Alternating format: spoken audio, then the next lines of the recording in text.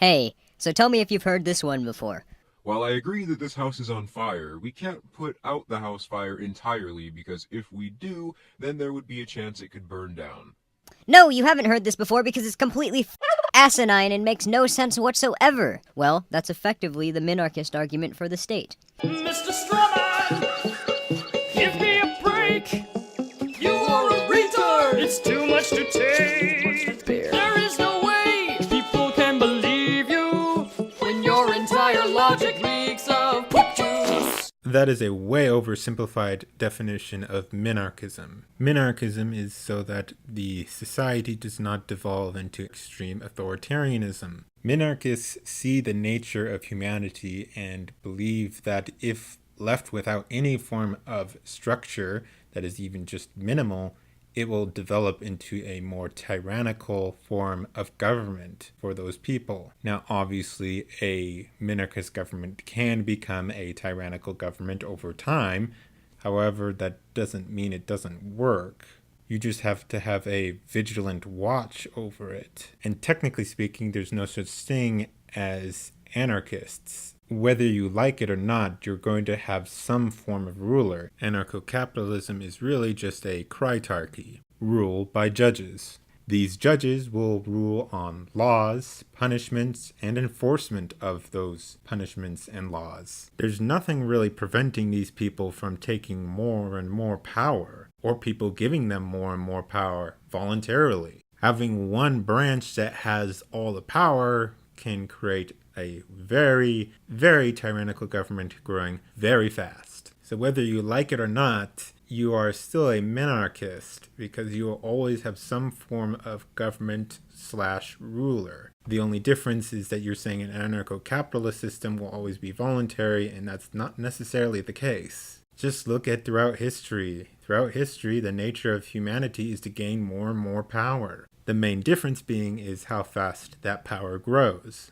Different systems can have a faster growing amount of power than others. If you'd like to hear more about how anarcho-capitalism is really a kritarchy, I'll leave a video from Turd Flinging Monkey in the description. Minarchism as an ideology proposes that you can limit government authority within a confined space to where you can establish an ethical and libertarian society. Yes, that's plausible. It's just very, very, very difficult. You have to have a constant watch over it. It's more likely to prolong it than to keep it forever. And quite frankly, nothing lasts forever. This position, however, is inherently impossible even from their own ideological standpoint, since the government inherently requires theft in order to fund its services, and the premise of a government, what it does on a basic level, is insert itself in the market and monopolize it. For one, a government doesn't have to insert theft. Not all forms of taxation are theft or extortion. For example, a sales tax isn't extortion or theft,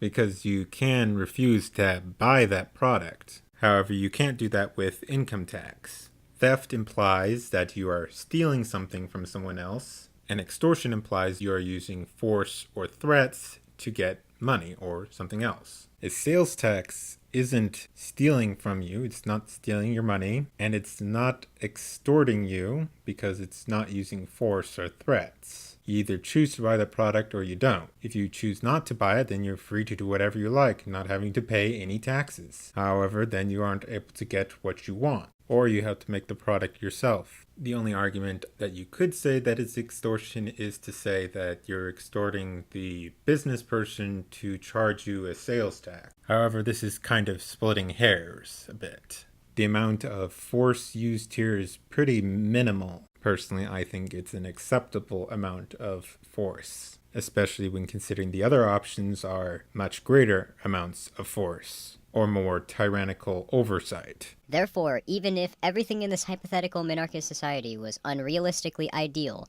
there were no deep state interest groups manipulating the political landscape, everyone had a 140 plus IQ and was incredibly well educated, everyone actually cared about minarchist politics and trying to keep the government confined, you inherently would still not be able to do this. I could literally apply everything you just said to anarcho-capitalism. There really isn't much of a difference here. An anarcho-capitalist society would require a constant vigilance of people avoiding a form of tyrannical government or oversight. That's because those people, or at least the majority of those people, could choose to give up their freedom.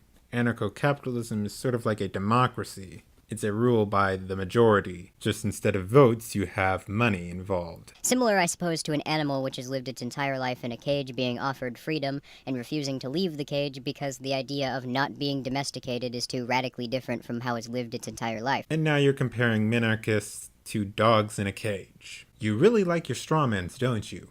That's not it. Minarchists and people who believe in a limited government are for that because they want to keep from having a tyrannical form of government. They believe without a government that is limited, you will eventually just wind up to a much faster growing, strong central government. Some may concede that they aren't libertarian, but that a so-called limited government is still a desirable end goal to try and achieve. Unfortunately, that's not possible either. Firstly, as I may have lightly touched upon earlier, to even try and create a so-called night watchman state, you need a large majority of the population to ideologically support minarchism. Because once you've accepted that the state can coerce people and fundamentally does have a different standard which they own up to, which is their own standard and whatever they arbitrarily decide, the government will constantly fight against its citizens to try and take more from them and perpetually expand itself, since politicians have a direct profit incentive tied to making the government more expansive. That can literally be applied to anarcho-capitalism. You don't think there's special interest groups that want more power? That they might not lie or eventually try to use force to get your money? Do you know how cutthroat corporations can be? Because it seems like you don't. Once there's no authority, some form of entity, whether it be a government or an organization, will try to gain power. And when it has enough power, it will try to take over more and more places and more areas and more people, whether it be through force or through tricking them. It is human nature to gain power. You can't stop it. All you can do is slow it down. The United States, for example, was an attempt to create a minarchist society, and within a single presidency, you had George Washington imposing higher tax rate than King George did on the colonies, an army which had just fought in the Revolution being used to put down revolutionaries who say George Washington was an emerging tyrant.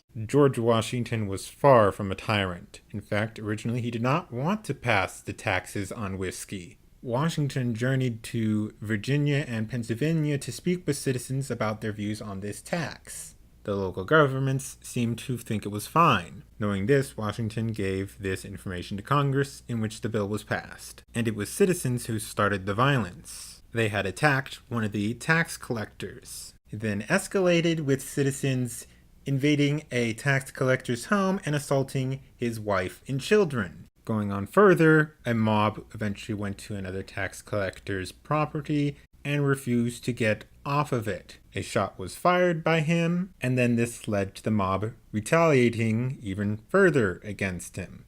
And then there was another incident in which a mob set fire to a barn. Eventually, Washington did establish a militia. However, that militia never fired a single shot.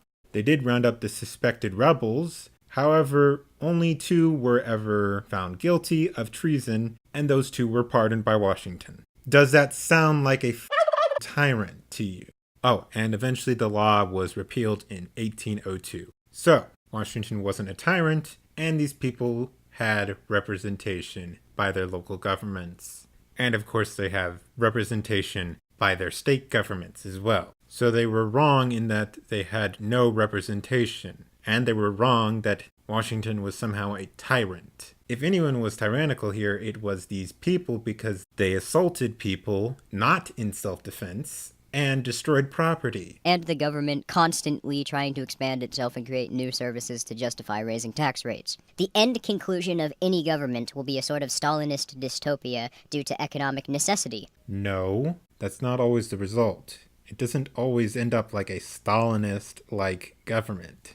In fact, sometimes governments could actually shrink themselves purposefully. That's what happened with the Scandinavian countries and Britain. Those countries would have ended up like Venezuela, however they shrank their government control over the economy. So no, the end result isn't always a socialist or a communist government. It will likely end up as a big government over time, but not necessarily be a communist or socialist government. No matter what, the end result of any form of statism is the infinite and perpetual expansion of the state, and the end result of that is the collapse of society. Can the governments eventually collapse? Yes. However, they could last for hundreds, if not even thousands of years. Governments like that aren't necessarily unstable, they just aren't able to maintain stability.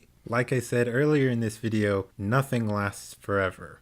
Now that we're done with that garbage from Esoteric Entity, let's go on to another video by another Ancap on Minarchism. A fairly simple question, one that can only be answered with a simple yes or a simple no. No ifs, ands, or breasts, only buts, and a clear, concise answer of which will either be affirmative or negative. Warn you I shall about this question, however. Once one answers, they can no longer be a minarchist. This question of which I shall ask you is, do the people have the right to resist a tyrannical government? Yeah, that totally isn't a loaded question. If your answer was nay, then you are not a minarchist. You are a bootlicker at best and a tyrant at worst. You would rather the people be plagued by the harshest tyranny even if it goes back on all your principles of liberty and minimal government in order to preserve the unity of a monopoly on violence. You cannot be a minarchist, much less a libertarian. Mr. Strawman! What you're trying to do is insinuate that any form of government is tyrannical, or that all tyranny is the same or very similar, which it's not.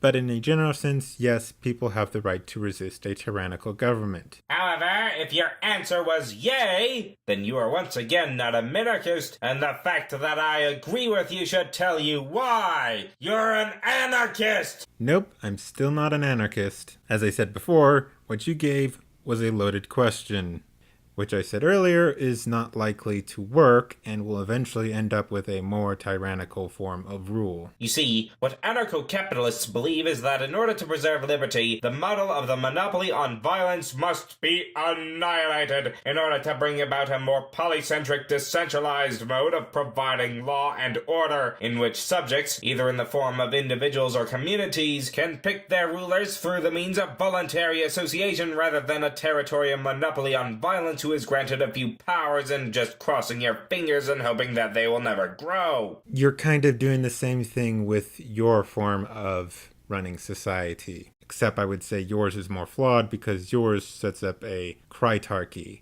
All in all, my conclusions are that anarcho-capitalism isn't necessarily practical or give you more freedom in the long term. Now, obviously, the same thing can be said about minarchism not lasting in the long term. It depends on what kind of minarchism. Different forms of minarchism could have different rates in which the government grows. A good form of minarchism would be what the United States had in its beginning and still has, to an extent, a separation of powers. My other conclusion is that, yes, you can be a minarchist. Oh, and one other thing. I really enjoyed your video, Mr. Hoploo. I think that's how you pronounce your name. Although I strongly disagree with your conclusions, I do think you made a very well animated video.